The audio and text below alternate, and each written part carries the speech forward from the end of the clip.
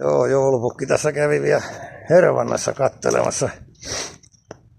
Täällä oli ja kilttejä lapsia, että oli pakko käydä tyhjentämässä joulumiele ja valmistautuminen uuteen vuoteen tässä 30. päivä joulukuuta 2025 ja mennään luritellaan täällä nyt.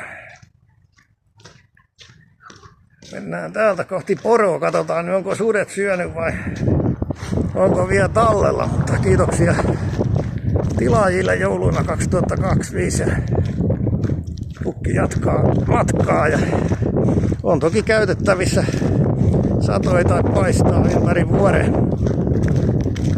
Katsellaan komeet toisilleen. Nyt varotaan ettei sudet syö. Joulupukki palvelua kema.com tilaukset, se on moro.